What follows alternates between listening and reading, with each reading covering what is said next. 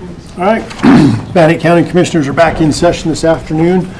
And with us this afternoon, we have Aaron Menenberg, and I'll let him introduce his guest with us today. Aaron approached me a few months ago about some renewable energy stuff, and one of the things that we don't know very much about is battery energy storage systems. And so when Aaron reached out to me about a month ago to say we had an expert in the field coming, an expert I'm assuming, so I want to take the opportunity to have a meeting to learn a little bit more. So I'm grateful to see some community members here to participate and to listen. Again, this is not an open meeting where we're discussing. This is just an information meeting for them to share with us and educate us on those bits of information. So with that, I will turn the floor over to Aaron so you can introduce yourself, state your name and company for the record, and also introduce your guest, and we'll go from there. Great, thank you. Yeah, and appreciate the commissioners for having us today. We had the pleasure of doing this in 2 counties yesterday. We'll be doing it in another county tomorrow. And really, the focus is on education. This isn't to indicate anything in particular is coming here or elsewhere, but just to have this conversation, because what we do know is battery storage is coming to Idaho in a fairly big way. So my name is Aaron Menenberg. I'm the Idaho Policy Manager for an organization called Renewable Northwest. We're a 501c3 nonprofit. And we represent basically what we feel are the interests, the energy interests of Idaho, Montana, Washington, and Oregon, and that is a regional energy system that provides reliable, affordable, and increasingly clean energy that meets the rapidly growing demand, the historic demand that each of our 4 states is seeing. And so we do have members. Our membership is comprised of renewable energy developers, energy users, engineering and law firms that support the development of the energy infrastructure, and then some public interest organizations as well. And so we come at this from a perspective of what we think is best for the energy stakeholders in these states, and frankly that is everybody, because we all use energy, we all rely on energy, and we all pay for it. So I'll turn it over to Scott just to introduce himself, and I will say too, we have the luxury of having a lot of really great developer members, including RWE, who Scott is with, who is willing to come to a place like Bannock, where they don't have immediate or foreseeable interest in developing, to do these presentations, right? This isn't business development for RWE. This is just an interest in making sure those who make decisions have the best information. So, thank you, folks. Again, as Aaron said, my name's Scott Risley. I'm with RWE. I'm the Senior Director of Development for the U.S. West. So what that means is I build wind, solar, and battery projects everywhere from the line of states from North Dakota to Texas, all the way west to Hawaii. So what I'm here to speak with you about today is really just how batteries work, how we try to keep them safe, what the state of the art is, and just a little bit about how we use them. And as Aaron said, we have no projects that are pending in Bannock County or actually any of the counties that we've gone to so far. We would like to come here and do business at some point in time, and we would like to start that out by giving you all some education and helping you understand how our technology works. Thank you. all right, so I'm going to kind of do some scene setting, kind of why we're talking about battery storage in Idaho, and then Scott will get into really the nuts and bolts. So, no, we're not. We had it.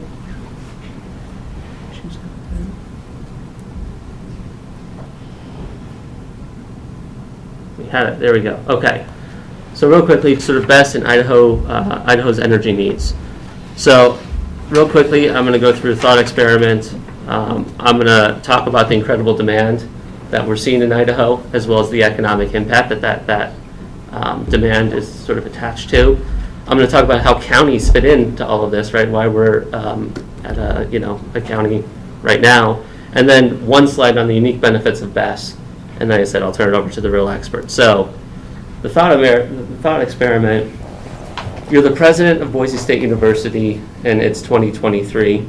You have almost 27,000 enrolled students, and your board comes to you and say they want a projection of the total number of student beds that are going to be needed in 2043, 20 years later.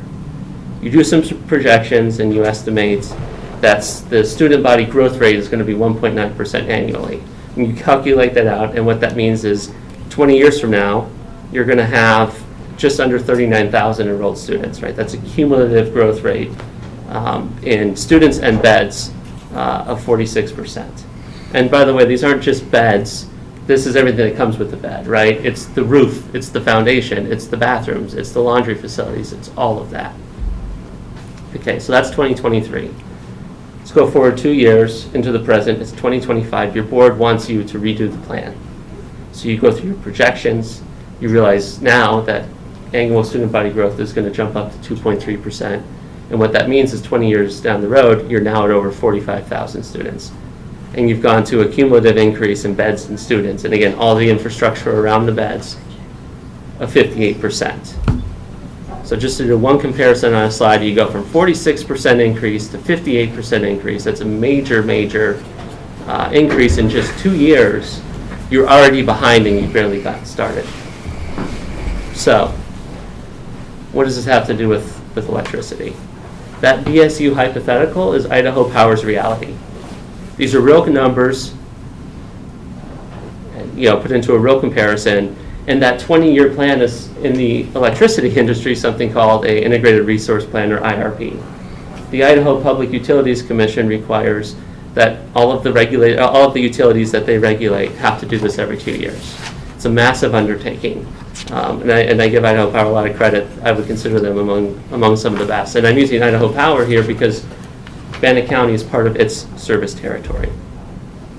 So I said I would just talk briefly about, actually one more slide here on demand. You can see I've kind of broken down what this demand looks like. For the last 5 years, it's been 1.9. We're jumping into a 20-year projection where it's 2.3 annually, and it's really front-loaded. The next 5 years is actually they're projecting at 8.3, and if you run the numbers, these next coming 5 years of demand growth is the same as the last 40 years of demand combined. That's unheard of. It is definitionally historic, and so it's a big, big challenge. So economic impacts. There was a very helpful study that was done looking at a period between 1976 and 2014 of how electricity growth and economic growth go together, right? Because we live in a world powered by electricity. If we want to generate more economic activity, we have to generate more electricity. And what it found across the U.S. over those, 50-year period was that there was a correlation of 0.86 between GDP growth, gross domestic product growth, and electricity sales. A 1.0 is a perfect correlation. It means if you do this, this thing will happen. 0.86 is pretty high. Just as a comparison, human beings, our height to weight ratio runs at about a 0.9. So 0.86 is pretty significant. And we've done some calculations, and we've determined that that growth over these coming 5 years annually is worth somewhere between $84 and $168 million in new economic activity across the state. So what that means is for each megawatt of demand that doesn't get met, we're risking significant economic activity that supports the prosperity we've been building in Idaho for a while now. And so this stuff is just super, super critical. So let me bring it now here to Bannock County. On this map, the blue spots, that's Idaho Power service territory. Bannock is right in that. And so what it means is decisions that get made at the county level affect that entire blue region, that entire Idaho Power service territory. And so within that territory, you've got 24 counties. Bannock is one of 24. And the decisions that are made here affect the other 23 and vice versa. And so if counties decide to not allow or allow certain things, they're affecting what is available to Idaho Power to be able to provide service at reliable and hopefully affordable rates to 637,000 customers. And so that's why my organization, which looks at 4 states and has someone like me who's dedicated to a state like Idaho, that's why we care about every single county. That's why it matters. And within that, turning to BAS, I kind of pulled out the 4 ways in which BAS, or battery storage, helps Idaho Power keep the lights on. Again, I'm referring to Idaho Power because they provide our electricity, not because they're customer of mine or a client of mine or anything like that. It's just that's who we work with because that's who gives us the things that we need. The afternoon and evening is when we use electricity most throughout the day. And those spikes in supply or in demand don't often align with generation, with when that level of electricity is also being produced. So there's a gap between supply and demand. When that demand spikes, battery storage kind of acts like a pressure valve, right?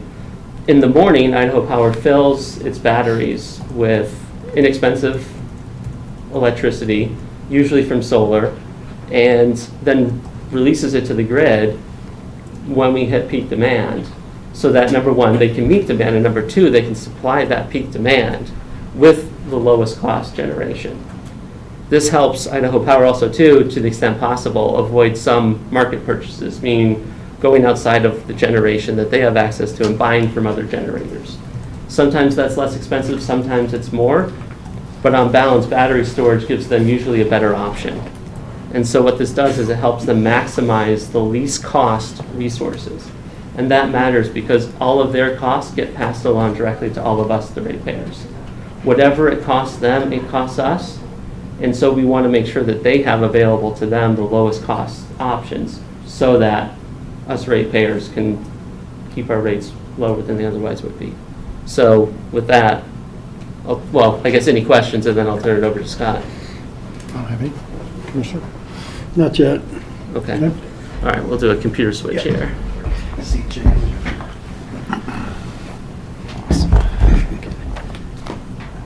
You.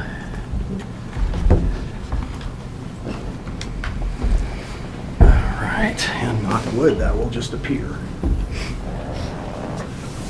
And it has. Outstanding.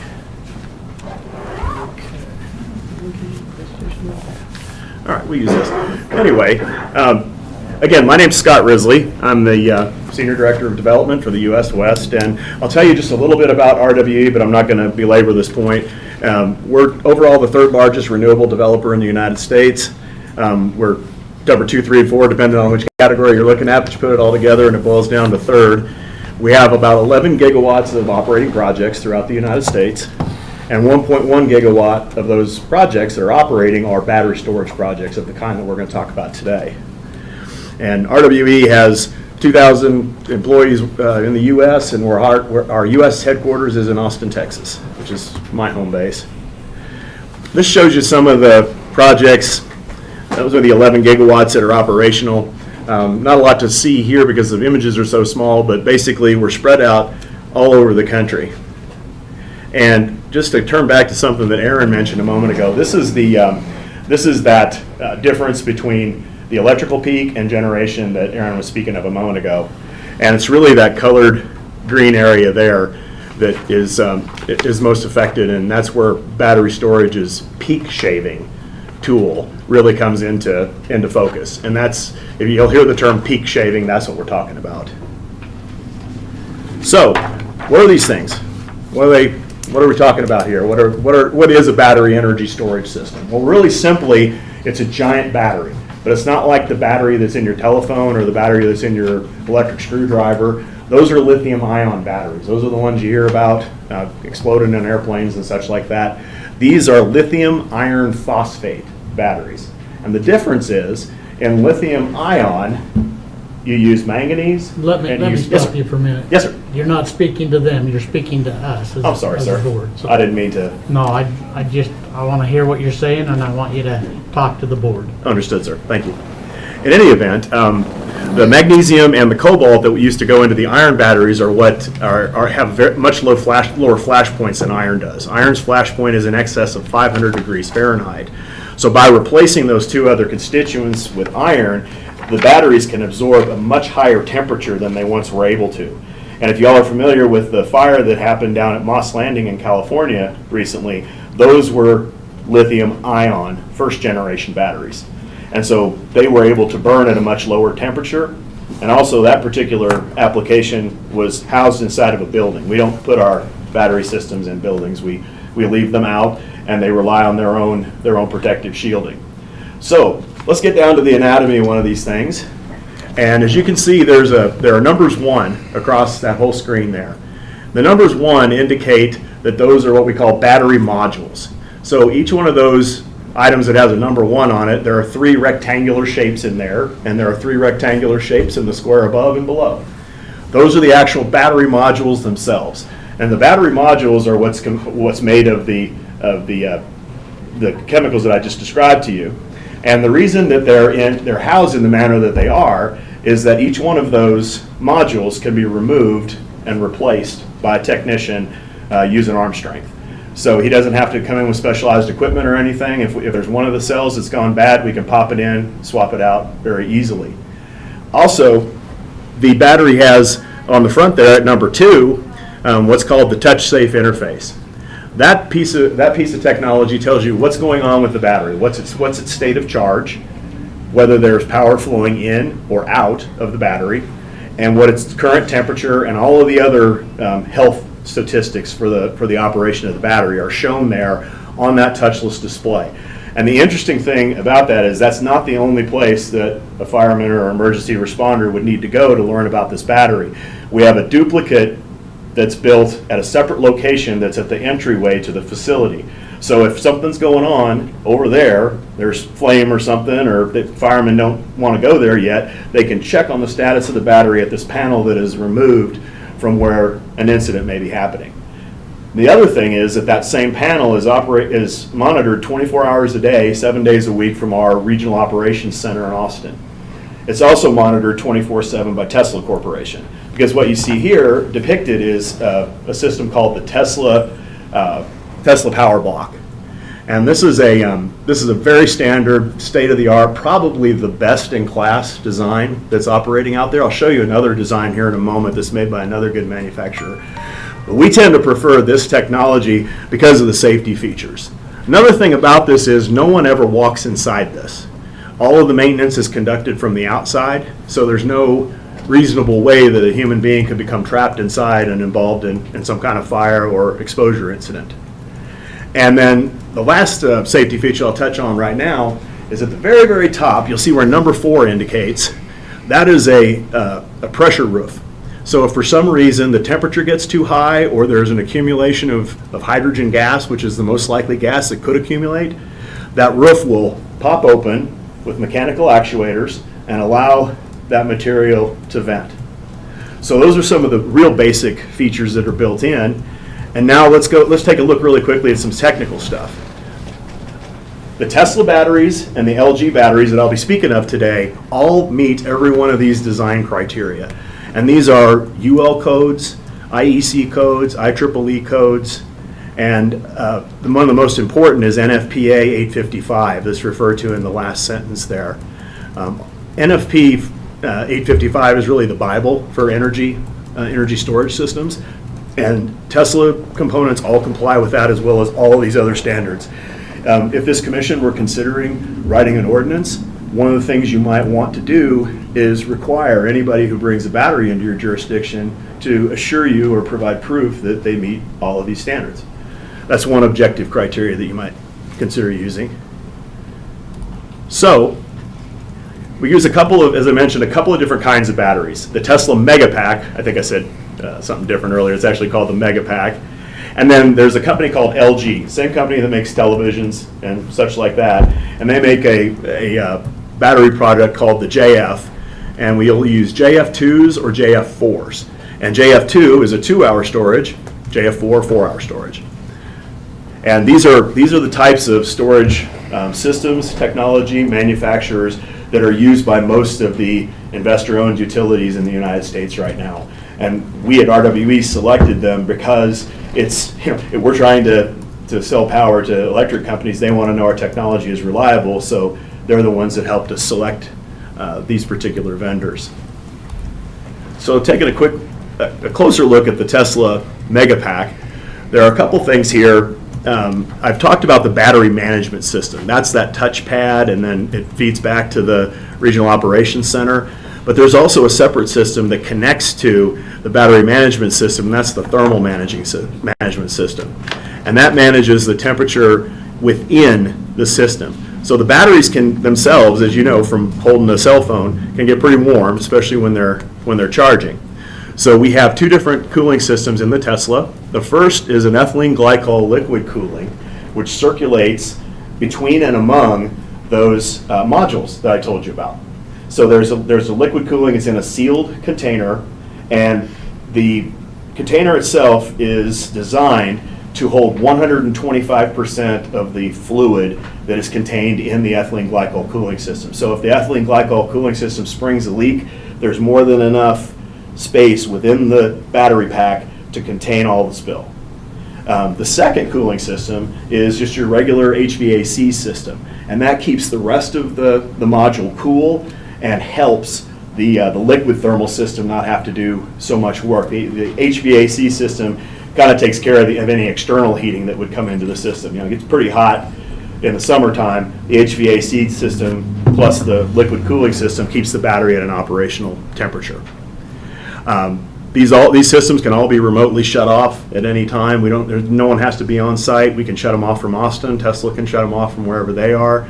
And when we have one of these in a community, we will employ a local person to be the site manager. And that person will be trained on all of our emergency procedures, how to shut down the battery, all of these basic things, in addition to maintaining the site, keeping the landscaping right, and making sure the fence is fixed and all that. But essentially, the goal is to avoid an explosion at all costs. And what we can tell you about the Tesla Megapack is that we engaged with UL Laboratories to do some destructive testing on these things. And basically, what you do is you do everything wrong to the system. You try to get it to blow up. You try to get it to fail. And the worst we could do was to get one of the individual modules to short out. Now we were able to finally get it to catch on fire by dumping fuel on top of it and lighting it on fire. But at that stage, the maximum flame height was 2.5 feet, and the width was 3 feet away from the top of the box. And when the fire eventually burned itself out, it had only consumed one module. So the unit itself was actually reusable. So the technology has improved significantly, and especially with regard to the fire protection and explosion prevention components. So let's talk a little bit about, this goes over the higher safety ignition points, the ventilation and cooling system. I've covered that. Again, this calls out one of the modules and tells you that each one of the modules themselves has its own element in the battery management system. So we don't just manage this thing as a unified whole. We actually manage it down to the individual battery component. So, and that's to our advantage, because the way you run these things is that you use the battery. As you guys know, the batteries lose capacity over time. They wear out. Well, these batteries do the same. So what we'll do is we'll run this until it has about 80% of its original capacity left, and then we'll go through and switch out all the modules so it returns to 100%. And that's how we manage a battery to maintain between 80 and 100% of its original charge value throughout its life. And the lifespan for these batteries is anywhere between 30 and 40 years. And that's the same lifespan for any of our solar or wind projects. So they're designed and they're built to last that long. Now, have any batteries existed that long? No. That's just a fact. But this is the current state of technology, and we're getting better and better every time. Now, let me talk a little bit, if I can, about the LG. It operates in roughly the same manner. And both of these things, in terms of footprint, are roughly the size of a shipping container. The same thing you see rolling down the railroad track every day. The Tesla is bigger than a shipping container. The LG is smaller. That's just, and it works better to use certain, like the LGs on a space constrained site, for example, because they're smaller. So what I'm showing you now on the screen is the LG model. And this is a 2-hour model, so the 4-hour model is just a slightly bigger version of this. It has everything that I've described. It has its battery management system, thermal management system, gas detection, designed to the same level of stringency and the same codes that I spoke of before. And the anatomy of one of these is just slightly different. These guys, instead of the whole roof popping up like Tesla does, they have these little doors that do the same thing. And then the fire alarm control panels here on the side. So it's the same technology, same pieces of equipment, just oriented slightly differently for the different module. So, and again, these are the UL criteria that LG meets. This discusses the lithium iron phosphate subchemistry and the higher ignition point, which we've already talked about. This is a picture of the chiller and the HVAC system. This is what I was describing earlier. This is what it would look like on the LG version. The Tesla, you can see the actual coils going around the batteries themselves with the ethylene glycol in it to keep them cool. And this, you have the batteries units stacked on the left-hand side right next to the chiller, and then the HVAC system is on the right, which deals with ambient temperature. So what we're trying to do is minimize the risk associated with these things, and we've done it with a couple of things. The site monitoring is an important part of that, and the also NFPA 72 compliant fire alarm system. So this has alarms that will go to the local fire stations, as well as our remote operations center. So it's not a step where we have to then call for emergency assistance. Emergency services are notified if and when we're notified by an alert or alarm. All right. This slide talks about things that within the BESS system that are designed to minimize fire. And the whole purpose is to isolate an individual module, like I was talking about, the little 3-piece deal that you can pull out by one person. If you can limit the damage to that, then all you have to do is sub in that piece of equipment. So from the standpoint of engineering economics and also safety, this particular modular design really helps. I'll skip that other slide. There's how the Tesla roof works. It's got a looks like a little shock absorber that pops it up, and the LG battery works the same way. And so third-party testing. This is the episode where we lit the thing on fire. We got a 2.5-foot flame above the cabinet and 3 feet wide. The fire was contained within the enclosure, burned about half the cabinet, designed not to propagate. So what we really think we've designed here is a system that if something goes wrong, what goes wrong is limited to that one small component, and it doesn't involve the rest of the system. So what do we do in addition to built-in systems to protect people, lifestyle, and homes? We have a number of things at RWE that we do, and the most important of that is the Emergency Services Response Plan.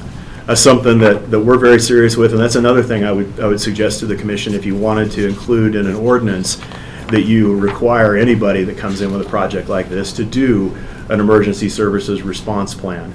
And what that does is that involves us, the battery experts, if you will, meeting with your local fire departments, your local first responders, and not just the individual department that will have jurisdiction over the plant. We talk to the mutual aid districts as well. Anybody that could get called in the event of an issue, we go out and train them. And we provide the training, and we provide refresher training on an annual basis. And this is all included in our emergency response plan. And again, this is not something that's unique to RWE. Most good companies will do this, so there's no reason you couldn't safely put it into a code. And the idea that everyone knows ahead of time where they need to go, what incident they're facing, where to find the material safety data sheets on anything that's within the confines of the fence, and how to reach the responsible party. It's all stated there, and the idea is to train everyone in advance so they know what happened, what to do before anything ever goes wrong. Let me get rid of that. So another thing you can do within a code is to make sure that the lanes that are built within any footprint of a solar or a battery plant are wide enough to accommodate the emergency services vehicles that you actually have. And that's another thing to include in the emergency services plan is if there's a category of vehicle, say a four-wheel drive vehicle or a side-by-side or something like that a department needs, let's get that into the emergency services plan and let's include it as part of the project so that the responders have the tools they need. That also includes important things like thermal imaging cameras. That's something that rural departments sometimes don't have easy access to, but that can tell a firefighter what's hot and what's not. So we provide those fairly routinely as well. Another thing that we do before we site a project is we study the wildfire hazard. We have had over 120 individual sites. We have 11 gigawatts operating over 120 sites. We had a total of 5 emergency services responses this year. 3 of those were for wildfires that were started off of the property and burned toward our facility. So wildfire is becoming a much greater concern for everyone, including us. So one of the things that we have routinely done as part of our projects, and this is something you should, I think, include in the code as well, is that we build a 30,000 gallon water tank. And we don't need anywhere near that amount of water to operate our facility. We need water during construction for dust control, and then your average solar facility uses 1 acre foot per year. So it's not a huge water demand, but the water tank is there to fight these wildland fires. And we make that, we put the tank on the outside of the project fence, and the fire department has 24-hour access to it. So if you happen to have a wildland fire in the area, there's no reason fire can't use that 30,000 gallons of water that's at the site. And we keep it filled as part of our operations and maintenance budget. But before we even go in, we assess and select sites that are less subject to wildland fires. And then once we actually select a site, we identify the portions of the site that cannot be vegetated, the portions that have to be very limited in the amount of vegetation that's allowed, and then sort of a tertiary area where we just keep everything, at a nice low level, grass mowed to 4 inches, for example. Around the battery, what you'll see is basically the white gravel that you'd use in a driveway, and that'll be compacted down to a firm, drivable, and walkable surface. But that's what we use around the batteries themselves. And between the rows of the solar panels, we keep the grass mowed to a very short level, because we don't want any sparks coming in and starting a fire within the array.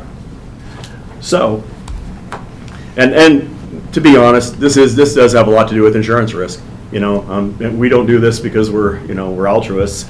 We do it because we get charged a lot of money for insurance, and we got to protect our projects. So my last few slides here just show you some ways that you might see best in a community. This first design is one of our projects called Ventasso in El Cajon, California. It's down by San Diego. And as you can imagine, in an urban area, you've got really, really constrained property available. And so what we did here is we used a substation that the utility had, and we used the other half of the land they had available. And you can see the battery system is on the left in this picture. And there's a big wall between it and what you can tell is a substation transformer that's sitting there on that yellow pad. The reason the firewall is there is to protect the battery from the transformer. The biggest risk of fire at this particular substation is that transformer getting hit by lightning and exploding. So the wall exists there to protect the batteries from that. You can see that we're right up cheek by jowl with a bath fitter distributor on the left side, and on the right side of the project is a public school. So this is probably not an application that you would see here in your county, but hypothetically, somewhere in Pocatello where there was a need, you could squeeze a battery system in. Now, this is what we prefer to build. This is much better. This is the Stone Ridge project in Thorndale, Texas, just outside of Austin. And what you're looking at here on the bottom, that is 200 megawatt hours of battery storage.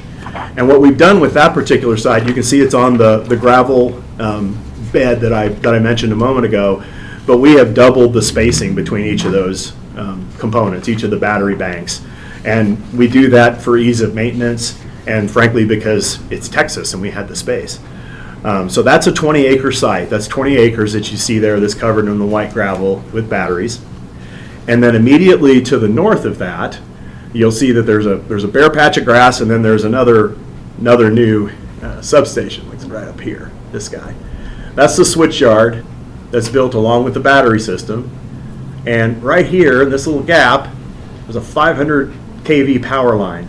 So what we ended up having to do is build the connection between the switch yard and the battery system underground. So we go here from here to here, into the switch yard, over to the 500, and then out to the grid.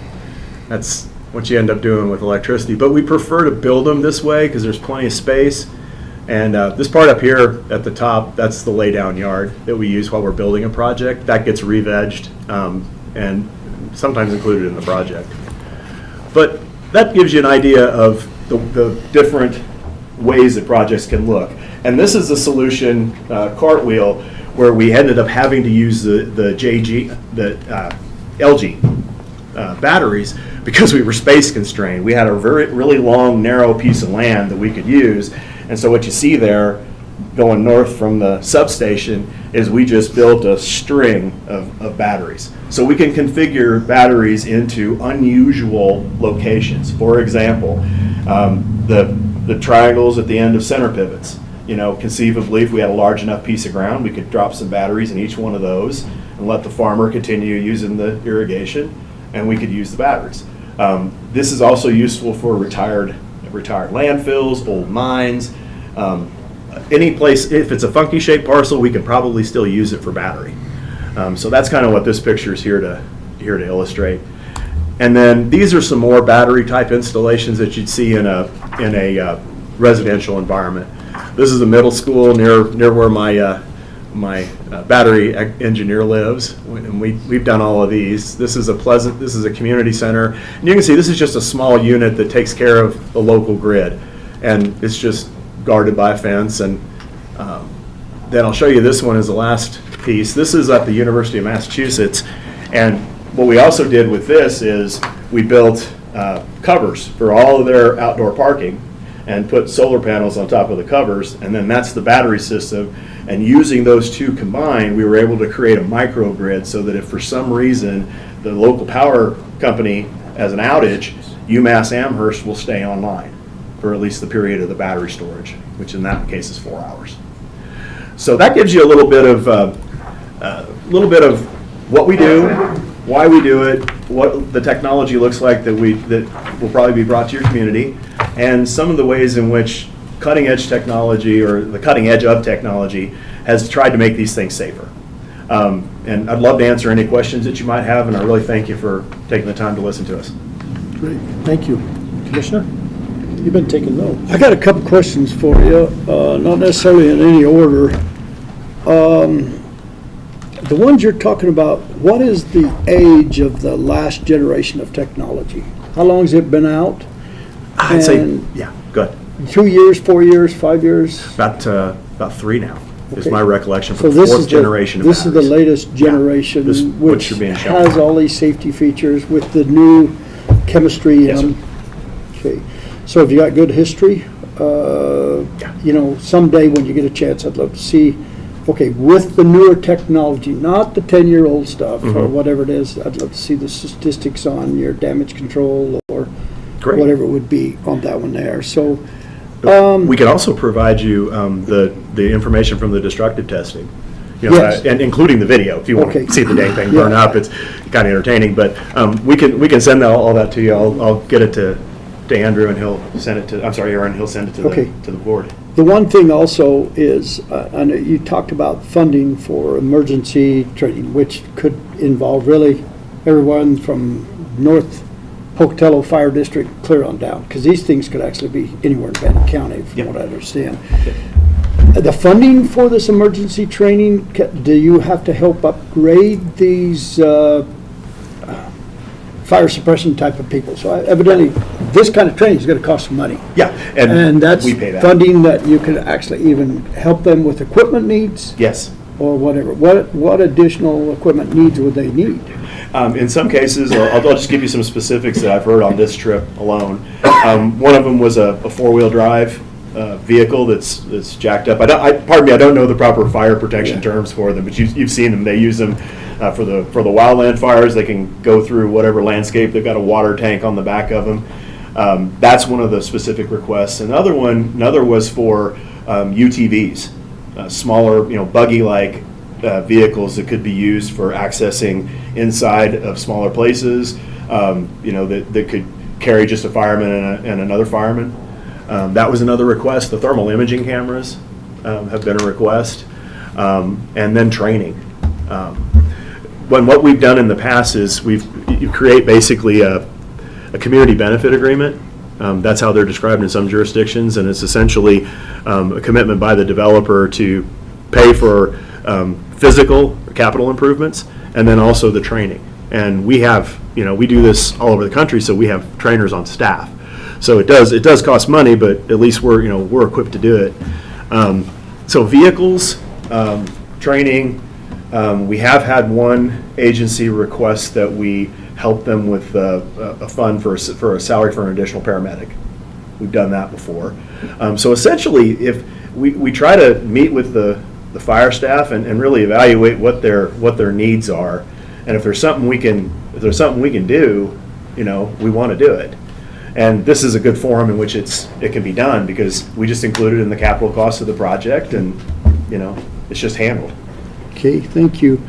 That was one of the emergency vehicles needed. You explained that.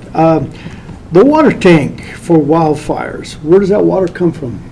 We buy it from, well, it depends on the land. Do we have to have a well, or are you going to just pump that in from somewhere through other tanks? What we've done in a couple of instances, specifically, we've leased land that was ex-ag land, so it happened to have a water well on it. So what we'll do in that case is we'll reduce the pump size down to something that we need, and we'll operate more efficiently, and then we'll use that for site water. We don't always have that, and that's not always available, and sometimes the landowner wants to keep the water rights. So we'll truck in water from a local water company. We'll use the water buffaloes or whatever and bring it out to the site, pump it into the tank.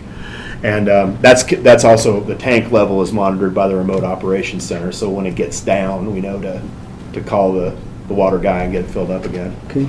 The last question I have is, I appreciate the pictures. I mean, we have basically substations all over Bannock County.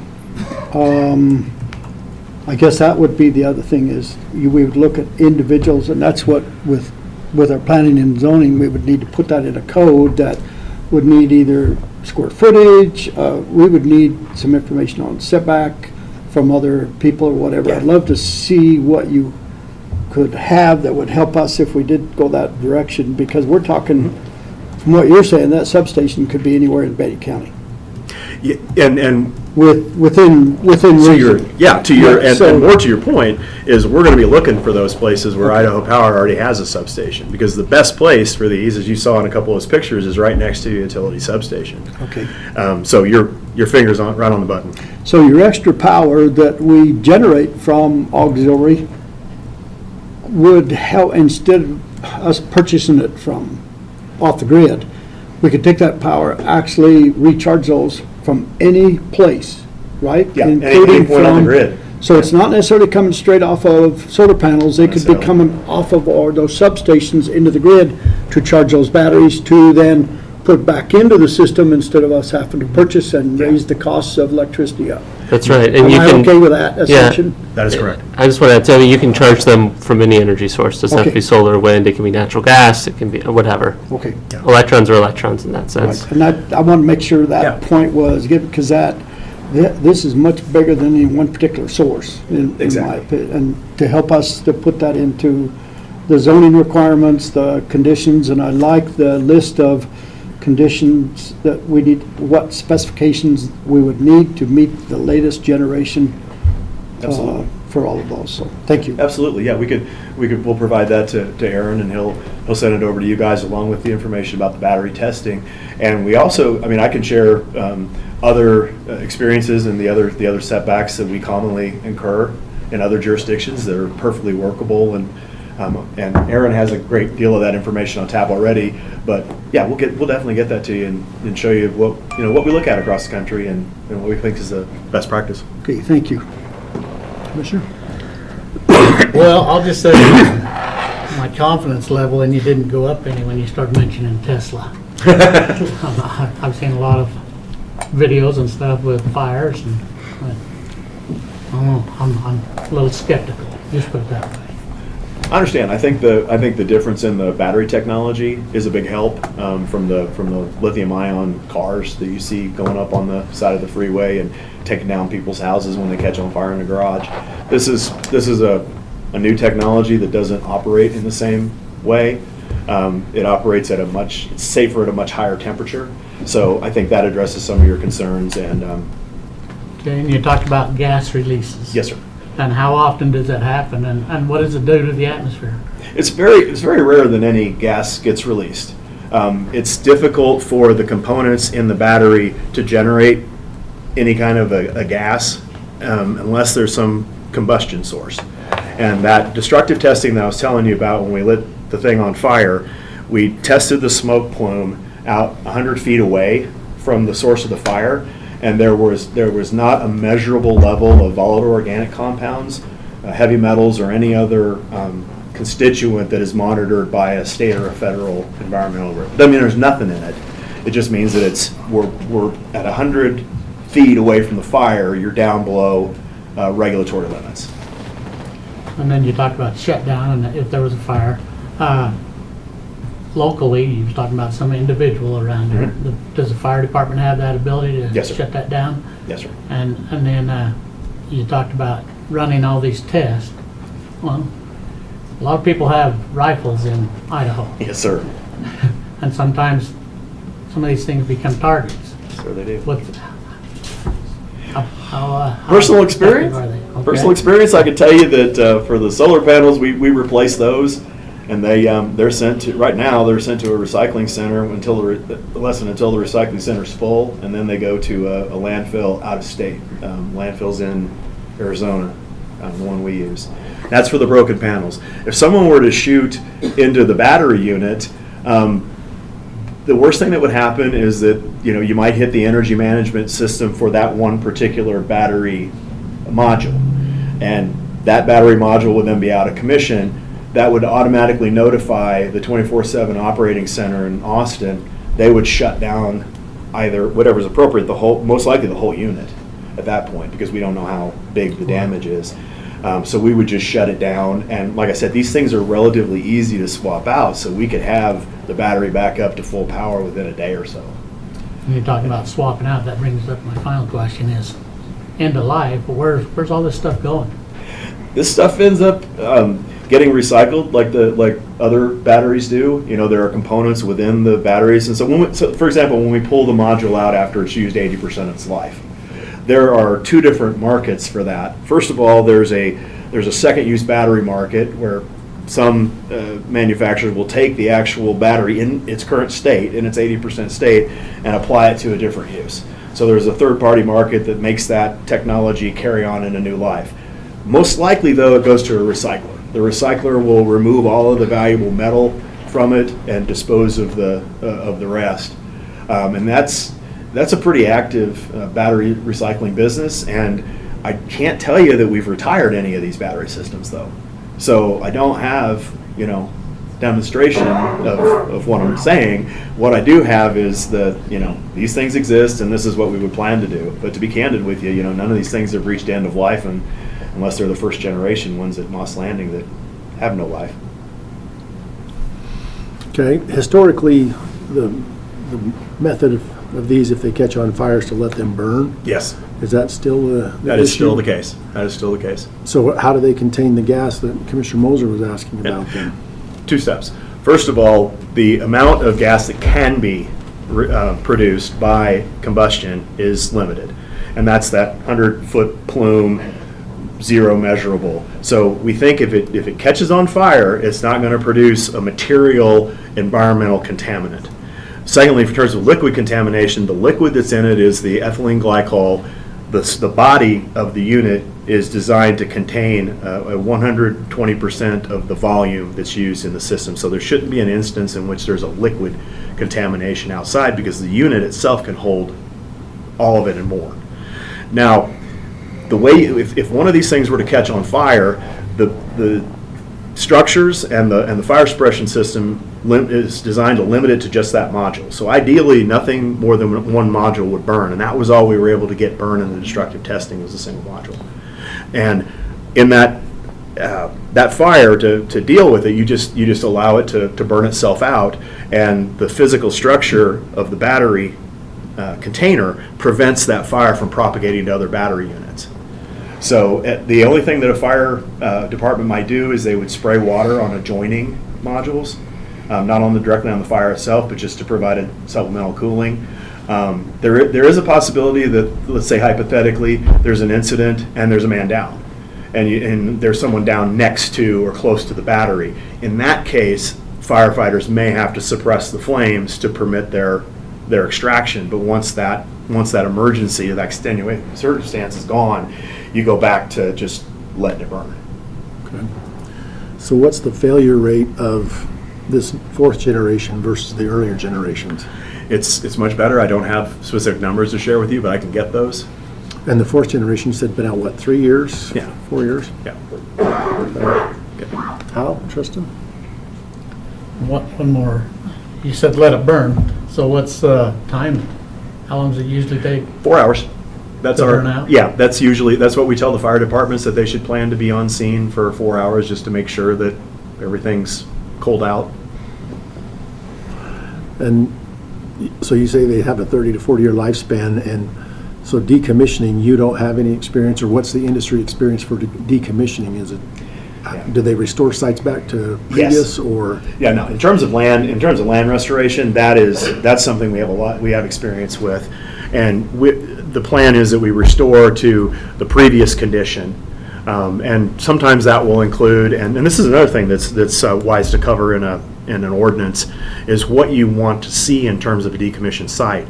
For example, I think it's Yavapai County in Arizona requires you to go 2 feet down and remove anything that's more than 2 feet underneath the soil. So that would involve removing all the surface improvements, the landscaping, rock, etc., and then basically just turning the soil 2 feet and pulling up anything that's still there. We're required to go deeper in some jurisdictions. It just all kind of depends on the local topsoil.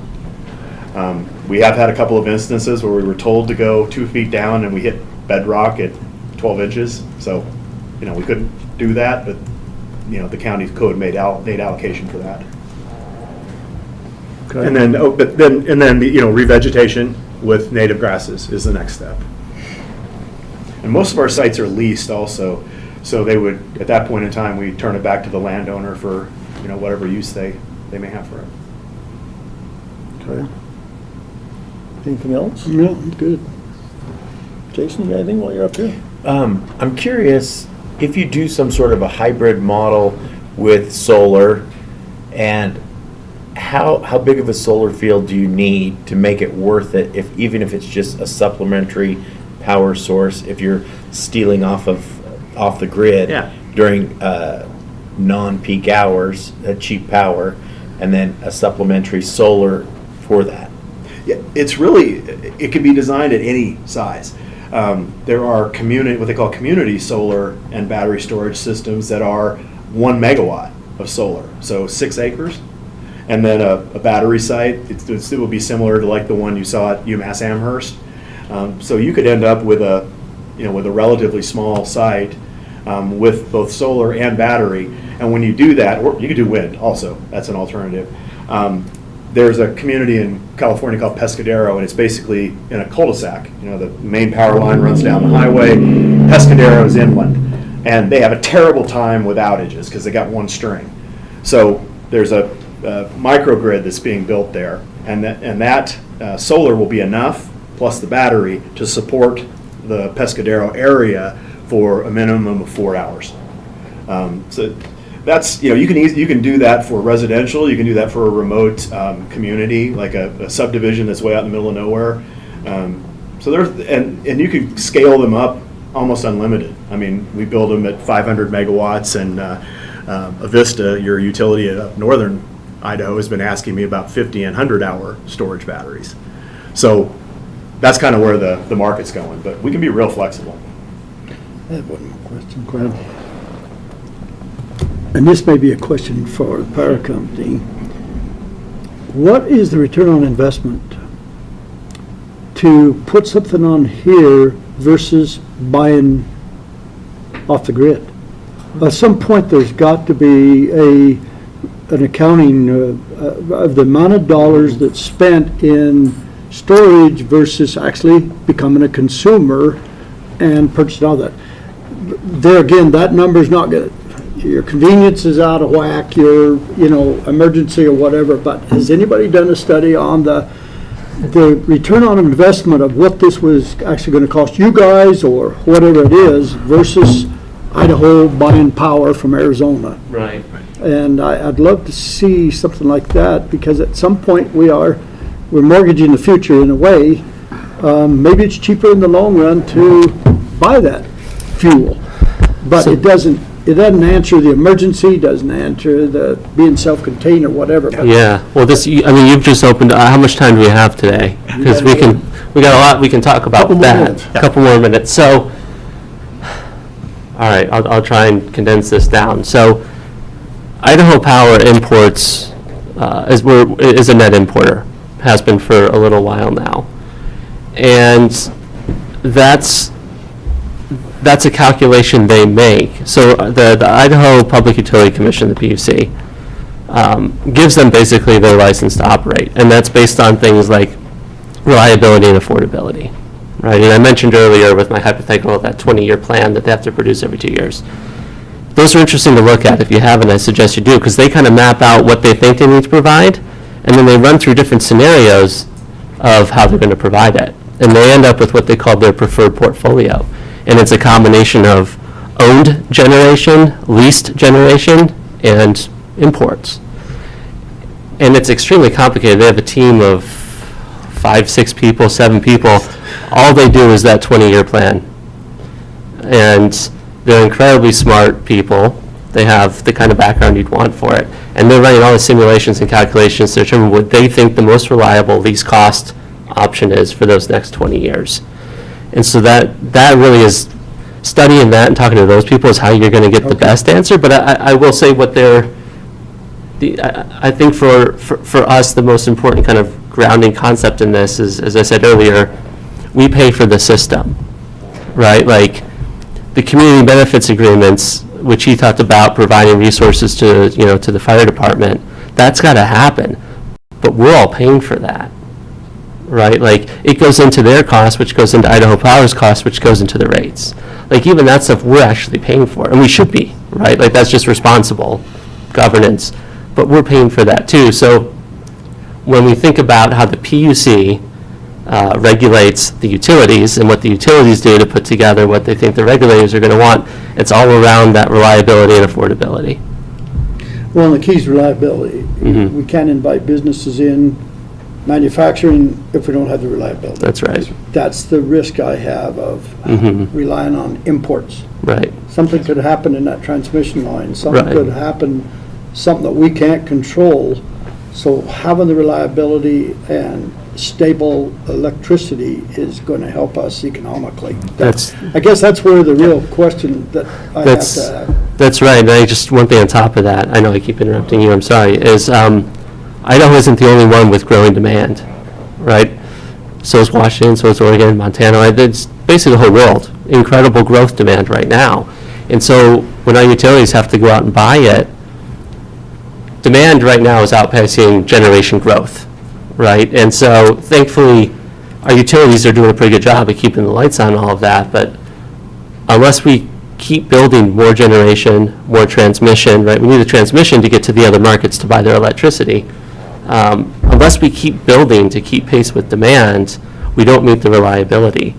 And that's not just Idaho, that's the other states too. So we're all competing increasingly for a shrinking supply. Thank you. So about a couple quick questions. Performance during swings, hot, cold temperatures. You hear that about solar, it's not reliable because it doesn't produce all the time, blah, blah, blah. How does that factor in with these battery storage systems with the extreme temperature swings? Yeah, the battery storage is a really good complement to solar for that reason, among many others.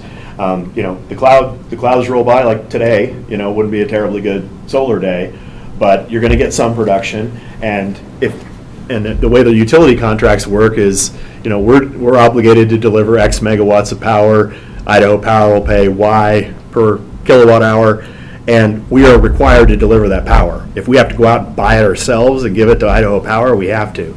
So having battery with storage solves a lot of these natural diurnal changes in the amount of energy that comes out of the panels.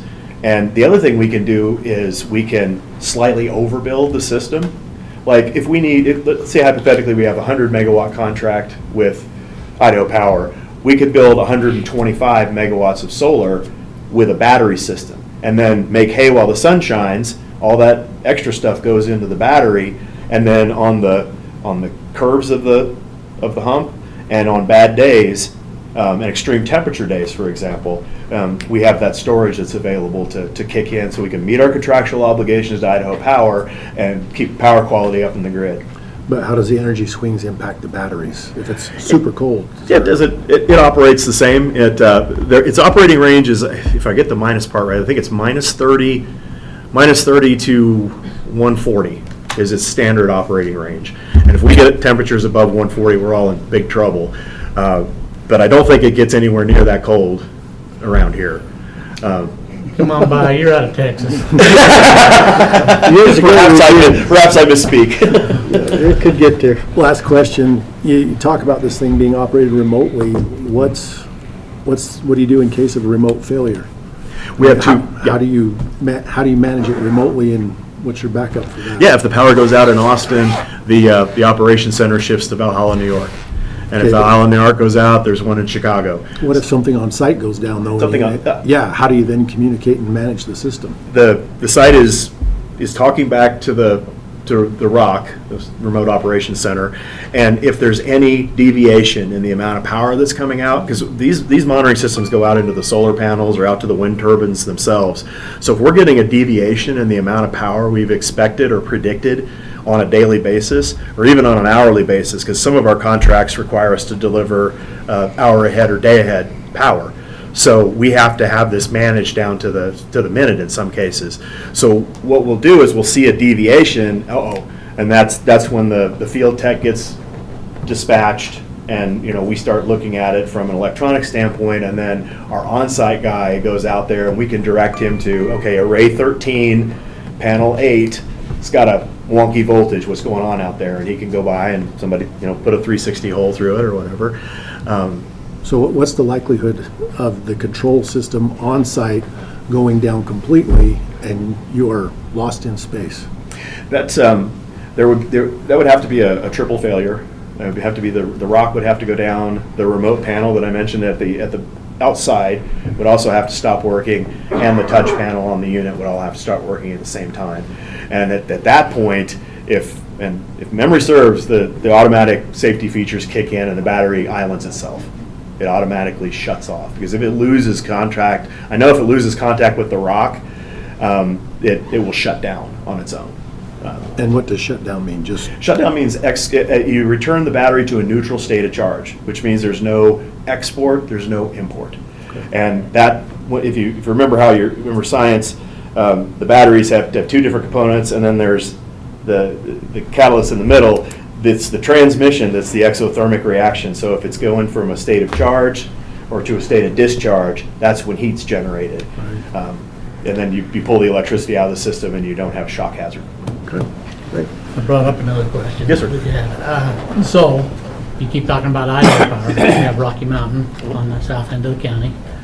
What contracts do you have? This power and the neighbors that are all there watching the solar and have this stuff in their backyard, is this power staying in Idaho? Where are you sending it to? Yeah. Well, there's a couple things that first of all, when you push electrons onto the grid, the electrons go where the power demand is. They're not, strictly speaking, like a commodity in that they're strictly fungible like wheat or potatoes or something like that. But essentially, once you push the electron onto the grid, it goes to wherever the load sink is. Mm-hmm. So in the state of Idaho, the Idaho Public Utility Commission requires all regulated utilities to guarantee that they have served their native load, which means load in Idaho, before they're allowed to export an electron. So that protects you, in addition to the fact that, realistically speaking, most of the electrons that are generated from a plant that sits just south of town are going to stay in your local grid. What it's going to do is it's going to displace an import from California, or it's going to displace a more expensive kind of generation But the first priority load are going to be Idaho people, Idaho service territory. Okay. Anything else from anybody? I would say it's, Ian? Not at this time, no. Okay. Lori, you're here. Okay. All right, well, thank you so much. Appreciate the information. It was great Thank you. information. Thank you all so much for having us. See you again. Thank you. Been a Thank you. pleasure. And with that, we will stand adjourned for the day.